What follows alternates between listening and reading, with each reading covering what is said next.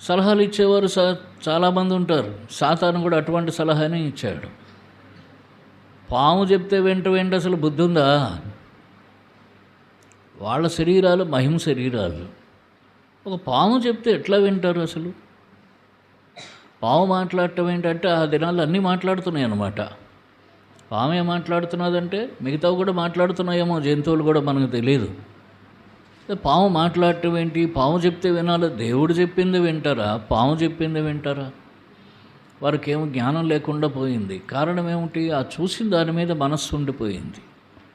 ఆ చూసిన దాని మీద ఉండిపోయిన మనస్సు వారికి జ్ఞానం లేకుండా వాళ్ళ కన్నులు మోయబడేలాగా చేసింది. కనుక నష్టం తెచ్చుకున్నారు. ఆ తర్వాత మరొక ఆయన, ఈయన కూడా మనకు తెలుసు, లోతు గారు. ఆదాముకు లోతుకు తగు వచ్చింది. తగు వస్తే లోతును ఆదాము అన్నాడు, నువ్వు ఒకవైపు వెళ్ళిపో, నేను మరొక వైపు వెళ్ళిపోతా అన్నాడు. లోతు ఏం చేశాట? ఆదికాండం 13:10. ఆదికాండం 13:10. లోతు తన కన్నులెత్తి యోర్దాను ప్రాంతమంతటిని చూచెను.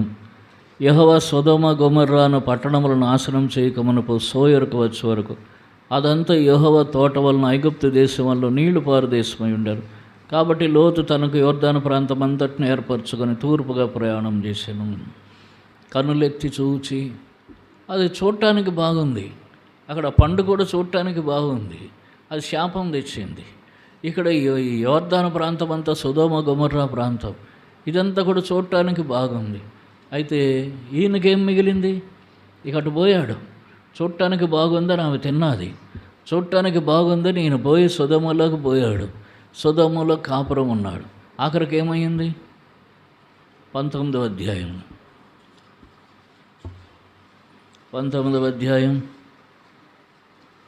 23-24 వచనాలు. లోతు సోయరుకు వచ్చినప్పుడు ఆ దేశమున సూర్యుడు ఉదయించెను. అప్పుడు యెహోవా సొదొమ మీదను గొమొర్రా మీదను యెహోవా యొద్ద నుండి గంధకమును అగ్నిని ఆకాశము నుండి కురిపించి ఆ పట్టణములను మైదానమంతటిని ఆ పట్టణంలో నివసించిన వారినందరినీ నేల మొలకలను నాశనం చేసెను. అయితే లోతు భార్య అతని వెనుక నుండి తిరిగి చూసి ఉపస్తంభమాయెను. ఈమె కూడా చూసింది. మళ్ళా లోతు చూశాడు, అతను అక్కడికి పోయి కాపురం చేశాడు.